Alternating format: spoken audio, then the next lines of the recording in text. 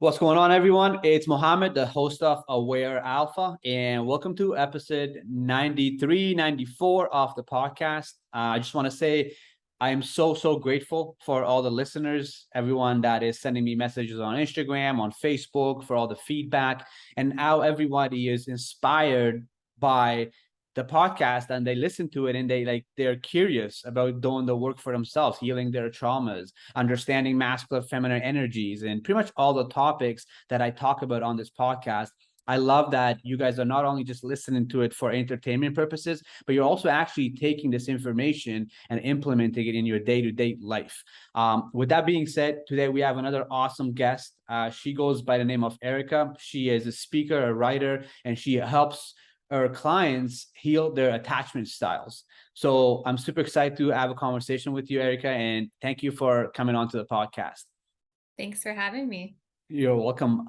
So one of the first questions that comes to my mind is, how does one, get to the secure attachment? Because I feel like everybody that has an attachment style, the goal is to be like have this, be a secure attachment style, right? And I know this could like open a big conversation here. You might have go into all the different attachment styles and everything like that. But I am curious, how does one get from, anxious attachment style to becoming a secure attachment style?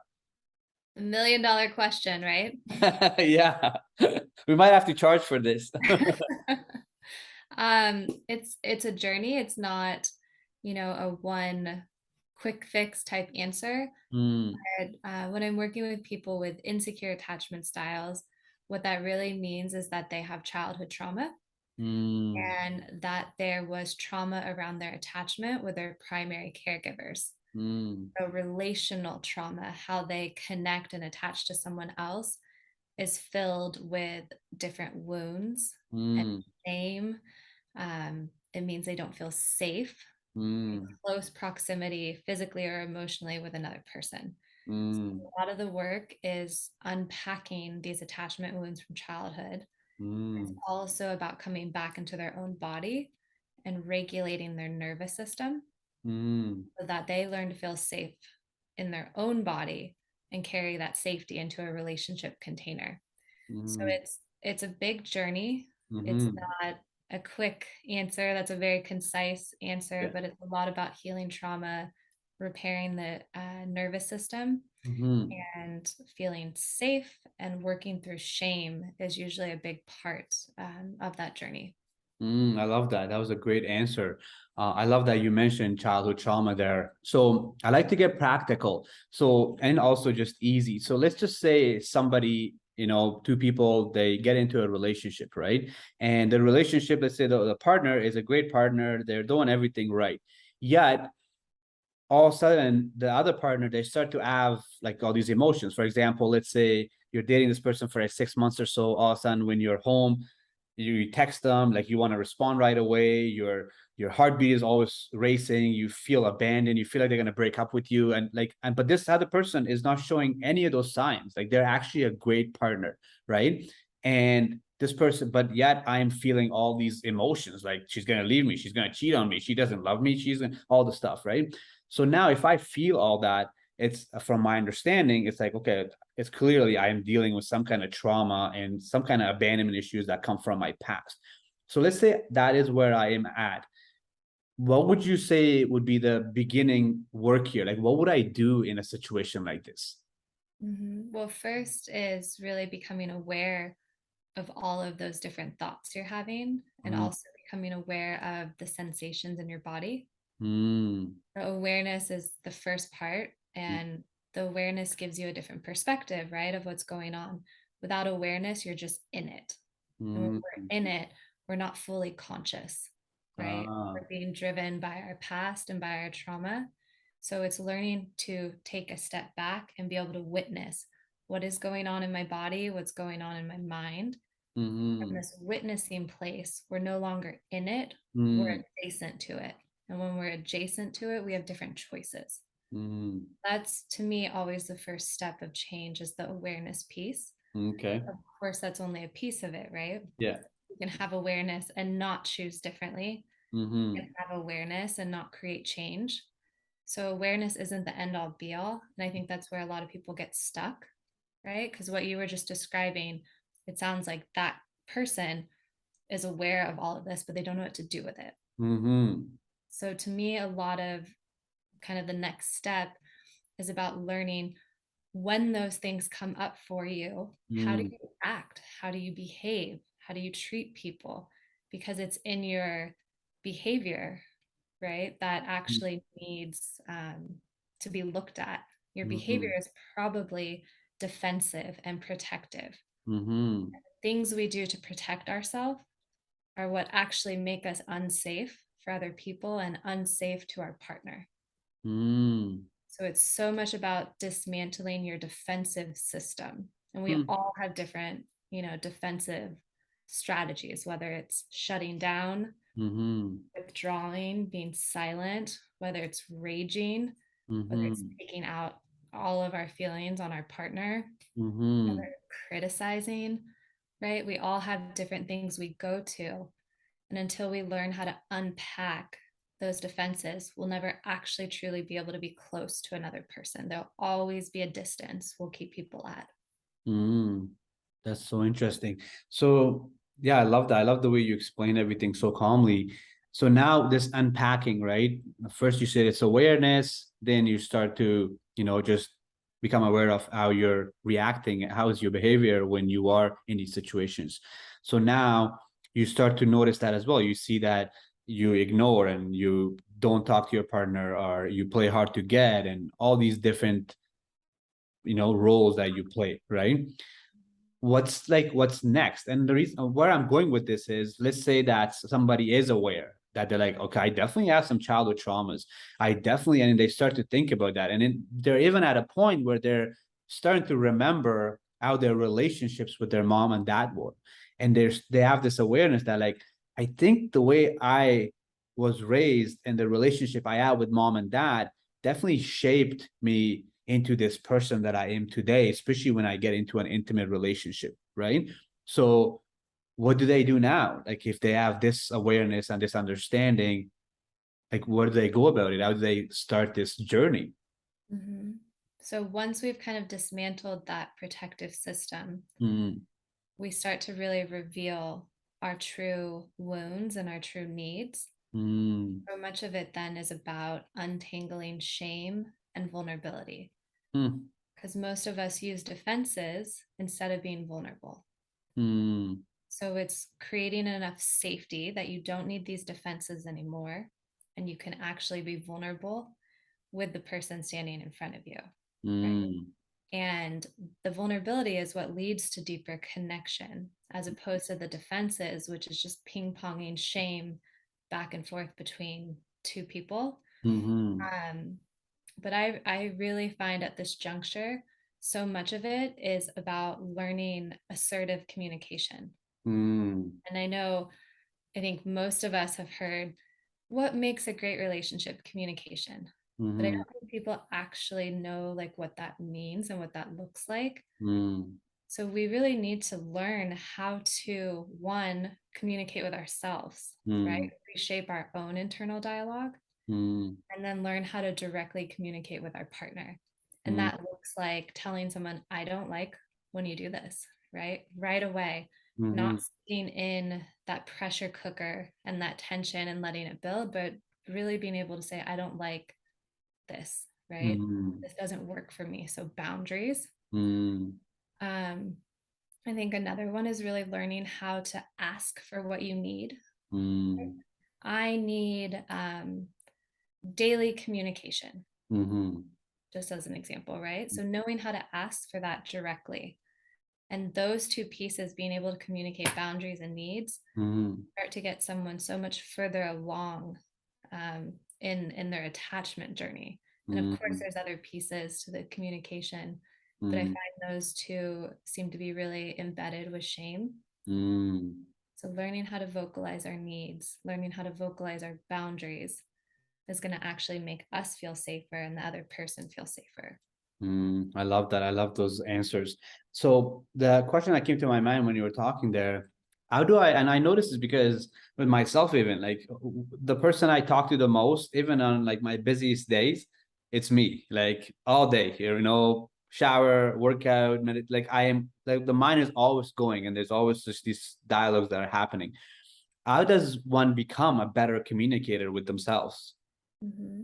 Well, it's first, again, coming back to that awareness piece, right? Mm, Being able to step back and listen to the internal dialogue going on as mm, opposed to just being a part of it, right? So I'm hearing this particular script yeah. run in my head. Okay, so what am I actually feeling in my body right now? Oh, I'm Mm, feeling a lot of tension and contraction. So this internal dialogue is showing up because I don't actually feel safe. mm, What do I need to do to make my body feel safe to like soothe my nervous system? mm, As that happens, there's a different dialogue that starts to run in your mind. mm, So it all comes back to coming back to your body, but being aware first, stepping back first, like mm, disengaging from the internal drama or internal chaos that's happening, mm. the nervous system, and then kind of re-engaging. I do a lot of parts work, which could also be called internal family systems Okay. or inner child work. Yes. But it's really learning how to identify with different parts of you, whether it's Mm, your inner child, your inner teenager, your inner mother, your protective parts, your firefighter parts. There's tons and tons of different parts to us. So we really have to get to know ourselves and to know these different parts of us. What mm, they're afraid of, what they want, what they need, what makes them feel safe. So it's a big undertaking to get to know ourselves because there's so mm-hmm. many different parts of us, just like there's so many parts to someone else as well. Mm-hmm. All the different personalities, like I call it personalities and sub personalities, and I love what you said there. That I always just looked at it as like it's my inner child, my authentic self, and it's the ego, and then there's like a whole bunch of sub personalities. But you mentioned like there's your inner mother and inner firefighter, and there's all these. I love that how you named all those different parts. That's something like I'm gonna take away for sure. Um, Inner child work is something that has done a lot for me. It has, I'm still, I guess, doing the inner child work, getting to know myself and getting to know all these parts of myself. Mhm. You mentioned something there, I think. So if I'm feeling, let's say I am, my mind is just running and I'm thinking negative thoughts about a situation or about a partner or something like that. You mentioned that first, that's happening because I'm not feeling safe right now. Is that what like if those conversations are happening, it's because right now in my own body I'm not actually feeling safe. Is that what you were saying? Usually it comes back to our own safety. Mm, We're in safety or we're in survival. mm, We're in safety or we're in shame. mm, And it's not quite as black and white. Like there's definitely mixed states, if you will, mm-hmm. blended states. Yeah. Um, but I think the deeper we get into our healing work, we hold on to more safety as shame comes in. There's still the majority of us that is in our safety, while a part of us might be experiencing shame. Mm, So the shame doesn't end up taking us all the way over, taking us out, or leading to us really like overreacting on the person in front of us, right? mm, We're able to see what it is. We're able mm. to stay in our own safety and clarity as these like bigger emotions and discomforts come in. It's interesting. And I was just, as you were talking there, like I literally just hit me. I was like, a lot of times that when I'm feeling overwhelmed or like I'm thinking thoughts about a partner or this, I was like in my mind, I was like, if in that moment, if I actually felt safe, I probably wouldn't be reacting like that. Like if I feel safe, I feel more whole and I feel more worthy and more love for myself. And a lot of times if I feel all that, I wouldn't think all those things because I'm thinking all those things because I think that I'm not worthy of love and all these things. Wow, you just like, yeah, I think we should definitely charge for this because this is so good. Just joking. No, that's amazing. I'm curious, how did you get into this work? Like, what's your background? Like, what inspired you to, do the work that you do these days, Erica? Well, I have a master's in Jungian psychology and a bachelor's in psychology. Always been very curious of just how we work. I always had a very rich, like inner life, Mm, very vivid dreamer, very creative person, mm, very artistic. That's just kind of been part of my makeup, if you Mm, will. But for me, I grew up in a very chaotic environment. okay. There was a lot of things that were very destabilizing in Mm, my youth, and so mm, that sent me on a path to really seek answers, mm, to figure out, who am I? Who am I beneath the traumas or beneath the protectors? mm, What is my self energy mm, outside of all of these external influences? So it was really the pursuit of my own healing, the pursuit of my own safety, mm, um, the pursuit of my own individuation, mm, like actualizing what it is that I want, mm. Who am I? in this world, in this life, in relationships. So it's just very healing and soulful oriented. Mm, I wouldn't say that I ever imagined that this is like the work that I would actually be doing in the world. But when you're kind of on your own path, and as you start to heal and integrate, and learn so much, I think part of that journey is also teaching, mm-hmm. also being that survival guide for someone else who's on that same journey. No, that's amazing. Um, I'm curious. So for yourself, like you also had to do, you realized then that you also lived in an environment that was chaotic, which meant, like you actually went on a healing journey yourself. You don't just have like intellectual and the academics, but like you have done the work that you're sharing, right? I've heard there's three attachment styles, and sometimes I've also read places where there's four. I'm curious to hear your thoughts on attachment styles, like how many are actually there, and just, yeah, just briefly kind of share that, because I feel like a lot of listeners that listen to this might not even be aware of attachment styles, so it will definitely be something that will intrigue them. I would say that typically, textbook wise on paper, it can be broken down into four categories Okay. there, which is so much about safety, Mm, self-centered, like having self-sourced energy, mm, right? And that's your safe and social zone. mm, That's where we want to be. That's when we've internalized secure and safe relationships with our primary attachment figures. mm, The other three fall under more of like survival states. So when we're in fight, flight, and freeze, and those are anxious, avoidant, and disorganized. okay. And disorganized can also be called fearful avoidant. Mm, And the deeper I get into this work, um, I don't think it breaks down as much into just three specific categories mm, as much as there's just layers. I find that a lot of times people who present anxiously attached, when they start working through that anxiety, mm-hmm. what's below it is a lot of avoidance. Oh, interesting. And when we start working through the avoidance, what's underneath that is anxiety. So I think there's a lot of layers to it, actually. Mm, I think all of us, even if we are more securely attached, do fluctuate between anxious and avoidant. And I think we mm, have different degrees to how anxious or avoidant we are. And it mm, really depends on who we're attaching to. It's mm, not just I am anxiously attached, period. It's I mm, feel anxiously attached when I attach to someone with this type of attachment system. mm, It's really nuanced. It's not set in stone. They're not diagnosis. So I think it's a little bit misunderstood, if you will. mm, But anxious and avoidant have a lot more to do with fear. mm, Here, you're more able to really like step into love and intimacy. These other ones are really based around survival. mm.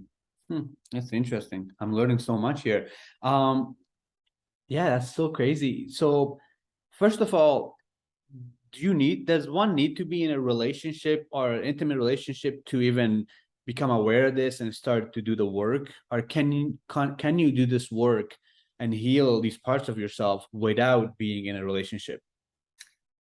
You need to be in a relationship container that doesn't have to be intimate. It doesn't have to be personal, but most of the time, those of us who started off with more insecure attachment type patterns, Mm, being in a therapeutic container, like working with a professional who specializes in that, it's mm, really the relationship to start with mm, because there's so much safety that's built there. There's so many boundaries that are upheld there.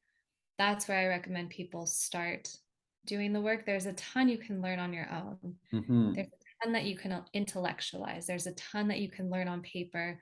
There's even mm, a ton that you can start to feel in your body. But because the trauma happened in a relationship, right? mm, An attachment, to truly heal it, there has to be an attachment that you're mm, working with. And so most of the wounding will come up even in a therapeutic container. mm. That's interesting. So you would suggest that even for myself, like I started to work with a therapist in 2019 when I first kind of like I went to just a short story. The listeners are very familiar with my story, but I went to a 10-day silent meditation retreat. I started to meditate in 2018, 2019. I went to a 10-day silent meditation retreat and I was just going to become calmer and happier and all that good stuff.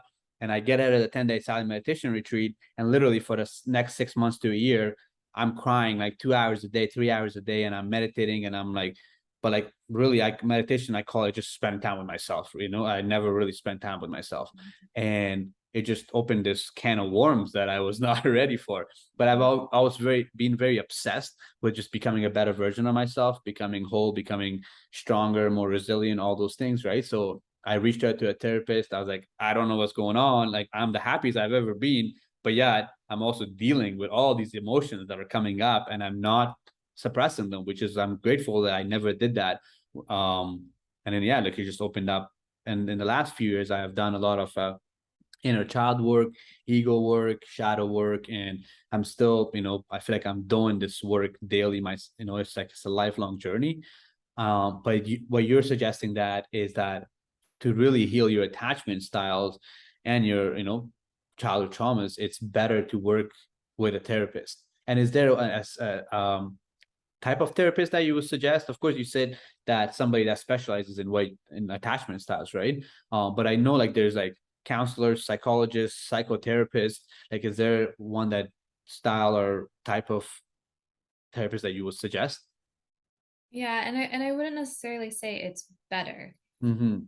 There's certain work we can do on our own, and there's Mm, certain work that needs a relationship container. It needs a witness. Right? mm, Having a witness to what you're going through, an empathetic witness, yeah. or we internalize empathy for ourselves because most of us struggle with having empathy for ourselves. Mm, There's been a lot of trauma.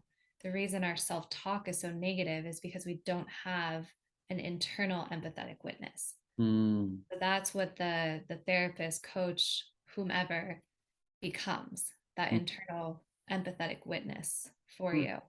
And I don't think I don't think it matters if it's a therapist, a coach, a counselor. Like to me, it doesn't really matter the mm, title. It's really about what is that practitioner's like personal story and journey. mm, What have they been through? mm, Want to work with someone who can resonate viscerally with what you've been through, who's intimately been through something similar that you have, or mm, else they're never going to have the like felt sense of understanding your journey. I love that. Every detail is going to be the same, Mm, but the experience is going to have a lot of similarities. So I think that's really important. mm, Um, when you're working with trauma, really it's somatic work, so body based work, mm, polyvagal, which is all about the nervous system and mm, our protective system and the survival states, mm, and IFS, internal family systems. So mm, doing a lot of this parts work. Those are an attachment system, attachment theory, of course, but mm, those are the modalities that I personally use, that I used in my own healing journey, what I use with clients. And I think those are core to trauma work. mm. What's the you mentioned internal family systems? What's that? So that's the parts work. Okay, okay. So inner child work and ego work and all this stuff, right? Yes and no. So Mhm. there's definitely different languaging Okay. that you can use. In internal family systems, we use more of your protective parts, your firefighter parts, and your exiled parts. Mm, And it's just a certain language system to help kind of categorize the roles of each of these parts. mm, You're looking at it more from like shadow work or ego. To me, which I studied in like the academic field, is more like Jungian when you're mm, working with like the unconscious in yeah. that way. So they're different languaging. Mm, They have the same kind of undertone and okay, idea okay. to them. It's just really Mm-hmm. like what resonates with you more. Okay, okay. Yeah, like I do, I'm familiar enough, like I'm not an intellectual or an academic by any chance, but I know like the ego work and a child work and shadow work is really like this word that a lot of online coaches and like it's like something a lot of people use these days. But I'm sure, yeah, like when it comes to actually studying the textbooks and everything, there's so many other terms that are used to describe uh these, right? So for me, like when I think about it, like you just like you mentioned something because I was like, I was an anxious attachment style. Like that's what I had. I'm not actually familiar with what I am now. I'm doing the work and I have been. So I'm like, I feel like I'm secure, but like you never really know till you get into another like container or relationship, especially intimate, and all of a sudden so many things come up that you're like, oh, I thought like the stuff was already dealt with, right? A question that does come to my mind is there's so many actually, but how does attachment styles affect making money? So let's say like, building a business or becoming financially free or even just like at work, like does it affect that at all? Or like is that doesn't affect it at all? Like I'm curious to hear your thoughts on that. I don't think it's a direct cause and effect, Mm, but I think that we can look at some of the most significant things like us as humans mm, relate to. One mm. of them is other people, Yeah, yeah. one of them is money, Mm-hmm. one of them is food, right? One of them is like our body or our sexuality. Yeah. Um, and when I say body, not just like sexuality, but also just health, Yeah. right? Your health. So I do think your attachment style affects these things, but I don't think it's so black and white. Like if I'm anxiously attached, this is how I am with money, because Mm, it could go a few ways, right? You could be so anxious that you are impulsive and you spend it on everything, mm-hmm. right? Or you could be so anxious that you hoard all of it and don't spend anything, right? Mm, So I don't necessarily think if you're anxiously attached, it's like you're going to specifically be this way with money. mm, But I do think you're going to have maybe not the healthiest relationship with money, because mm, how you are, your attachment style also refers to like how you relate to yourself. mm, What is your relationship like to yourself? mm. And if that's not grounded or stable, then your relationship to health, wealth, sex, intimacy, money, all of that's going to be affected. I love the way you answer that. Yeah, no, that's so true. The thing that comes to my mind right now is that so let's just say like for example, I am, like and I'm very blunt and honest on this podcast. So like a lot of times, like one of my core beliefs and I'm aware of it. Like I can see it's there, even though like I'm like on this side of it, I'm like, I'm amazing. I'm an amazing lover. I'm an amazing person, amazing brother, boyfriend, all the stuff.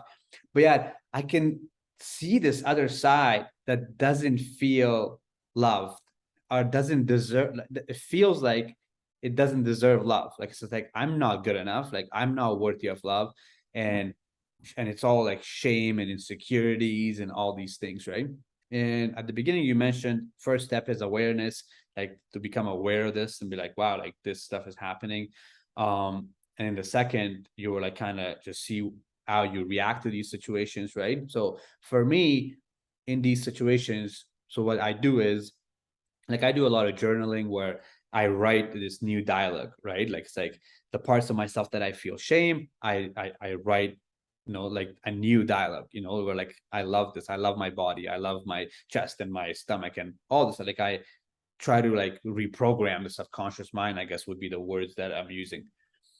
And then I also do, a lot of times where I feel, just not safe, or I feel emotionally overwhelmed. I do a lot of movement. So I will like, put on some beats and I dance and I just shake and I just move the emotions through me. And I usually feel better after, right?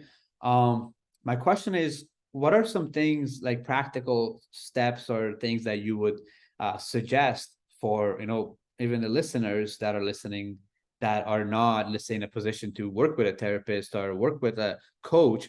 Like, what are some other steps one could do to heal these insecurities and these beliefs and these thoughts of like I'm not good enough, I'm not worthy of love, and all these things?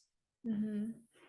Um, well, you're talking about a couple different things, right? One of them is shame. Yeah. How do I work with shame?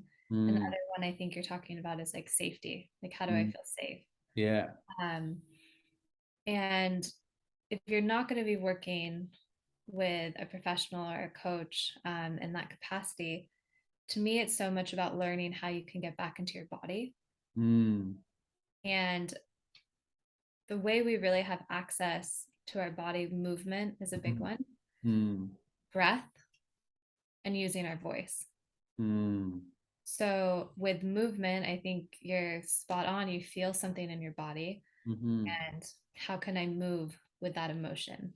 I mm, take it a step further that first it's about, what do I feel in my body? Am I mm, really like heavy today and slow energy?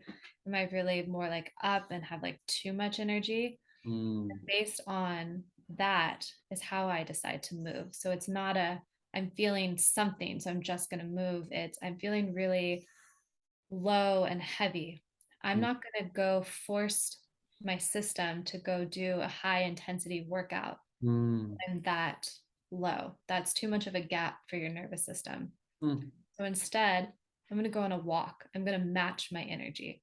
mm, And then as I start walking, more than likely there's going to be a little bit of movement that happens, right? A little bit of lightening that mhm, happens.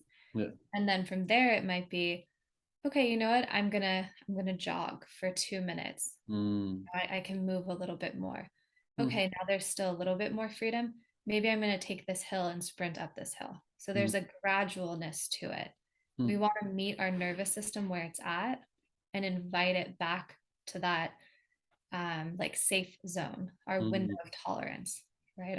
Our safe, calm, but vital place. mm, Then again, if I'm really anxious and like revved up, I might do more static movement, right? Like high energy movement. And mm, then from there, gradually lower that, right? So mm, maybe I did some sprints. Now I'm going to jog. Now I'm going to walk. So it's mm, thinking about moving our energy gradually mm, as opposed to trying to create these really like abrupt shifts.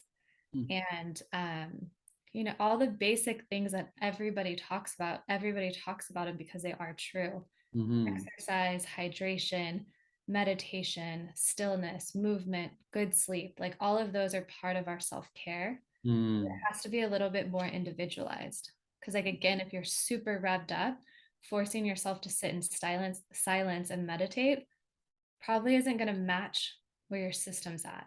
mm, So maybe it's big movement and then you find yourself in meditation after.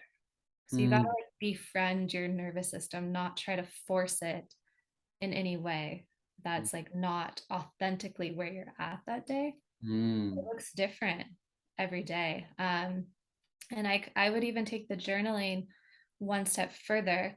For me personally, this mm, doesn't mean it's true across the board, but for me personally, affirmations don't work for me. They don't mm, feel affirming. They don't feel like they shift any programming for me because they don't feel true, right? So if mm, I'm having, maybe I'm feeling really unlovable that mm, day, and then I just write about, you are lovable, you are lovable.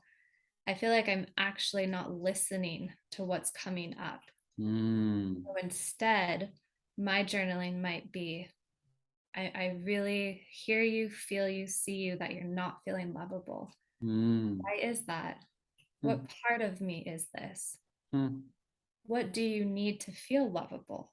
Right? mm, So there's this like validation and empathy and holding space for these emotions as opposed mm. to just saying, you don't feel lovable. Okay, you're lovable, right? It just feels like there's, for me, for my body, there's not an honoring of what Yeah. actually is true for me that day. Yeah, I love that. Thank you so much for sharing that. It actually made me think of, so there are times that I will, yeah, like whenever I feel overwhelmed or in certain moments where I'll put my hand on my heart and I'll just be like, when you need the most from me right now. And most of the times it's interesting how the answer comes up, it's like, let's go for a walk. I'm like, okay, well, let's go for a walk, right? I'm curious to hear. So yeah, like, so you're saying that like we have our inner child and inner mother. And recently I asked someone on a podcast where they were like, so for a guy like myself, like I have the inner girl and the inner boy and inner mother and all these things. Yeah, can you elaborate more on that? So it's like, it's not just like ego, authentic self, and inner child, but it's like, no, there's a bunch of other these characters. And so would you say like there's an inner father and inner, like, and you also mentioned like inner firefighter, I think. And so yeah, I'm just curious to hear more on that, please. Um, where do I want to start on that? Again, I think it depends on kind of like what system or Mm, modality you're kind of looking at. okay. Um, we have protective parts, Okay. right, that are like our defensive parts. Okay. The fire parts Mm, that are there to help us tolerate pain. mm, Their actions are what we go to numb pain or to be with pain, right? So the protectors and firefighters have different roles. mm, Exiles are usually these parts that we've repressed to the subconscious mm, as we decided they weren't lovable, they're not good enough, mm, right? They've been so hurt or traumatized or wounded, we could never feel that or show that to someone. So we mm. exile them. So that is one system that's more like internal family systems. Okay. You want to look at polarity, which is more the masculine feminine. Yeah. We all have an inner masculine, we all have an inner feminine. Mm-hmm. That ratio again is dependent on the person and their experiences. And Mm, it's also dependent on who they're attaching to and where that person is in their ratio to masculine feminine. mm. Um, the masculine and feminine have light aspects to them and shadow aspects to them. Yeah. Right? There's healthy masculine energy, there's wounded masculine energy, and Mm, same for the feminine. So it again depends on the person, their traumas, who they're surrounded by, mm, how their energy system is kind of affected or shaped. mm, Um, and then you can kind of look at it also through like inner child, inner teenager, mm, inner father, inner mother. And those are all different parts of us too. mm. So to me, sometimes when you take it all at once, it might feel a little bit too overwhelming or too chaotic or Yeah. kind of too fragmented, like there's Mm, too much. mm-hmm. So kind of like landing in what modality or container you kind of want to let yourself come into parts. Mm, It's helpful, but regardless of the system, there is this self energy at the core that all of mm-hmm. these parts can kind of come apart, if you will, and there's something there that sustains you, and that's that self energy. I love that. It's interesting. Like, so in my mind, like I'm 32 years old. I went up to all the way to 27, where there was a lot of things I just like didn't remember. And all of a sudden, the last 5 years, there's so many things that are coming to me that I'm remembering from a childhood that was very dramatic and traumatic in both senses. And I'm like, don't go into this work of it, right? Why is it that like I went like 20, 25 years of my life not remembering any of these things, and all of a sudden I start to remember it. And I'm still to this day, I'm like more things are coming to my memory more and more. Mhm. I'm curious to hear like what's going on. Like what is it that changing about me that bringing me more memories back that I don't remember, that I didn't remember before? Mhm. The short answer to that is I imagine you probably feel safer. They've Mm, created more safety in your body and nervous system. mm, You don't need these firefighters or these protectors in the same way. mm, That you don't have to numb and dissociate and suppress some of these memories and experiences that you did have, that mm, you're now able to integrate them mm, because there's more safety within you. mm, More awareness and consciousness, right? You're more grounded. So your window of tolerance has actually probably expanded. mm, Start to pull in some of these things. mm, Uh, it's really common for us to have all of these different survival and coping strategies, mm, um, all the way through to adulthood. A lot of times, childhood trauma doesn't present itself until adulthood. mm, So we have something traumatic happen in adulthood, right? Until we have a big rupture, until we sit for 10 days by ourselves in silence, right? mm, Until something happens. Sometimes it doesn't get brought to the surface. We just stay on autopilot. We just stay minimizing and repressing these things. mm, And some people live their whole life that way. mm. No, so Some true. people can't, right? Mm-hmm. And then some people can't. No, so true. Oh man, like I have so many more questions, but I know that we have a limited time right now. I just want to say, first of all, thank you so much for your time, Erica. I'm gonna listen to this myself so many times. I feel like it was so valuable, and I'm sure the listeners are going to love listening to this as well. It was very in depth. So yeah, no, I just want to say thank you so much for your time, and please let everybody know, like, where they can find you, how they can connect with you. I'm going to enter that information in the details section of the podcast when we release it this next Monday. Yeah, you can find me at anxiousfemale.com Mm, and on Instagram _anxiousfemale. awesome. Sounds good. Thank you so much for your time. It was just, yeah, absolutely amazing. You answered the question so profoundly and so amazing. Thank you so much for having me. It was a pleasure chatting with you. Awesome. Everyone, as you listen to this podcast, I hope that, not only, you take this for entertainment purposes. I know me and Erica have great voices, but I hope that you actually implement some of these things and actually take these things on a practical level and really do them and practice them and embody them in your day-to-day life. And until next time, stay an aware alpha.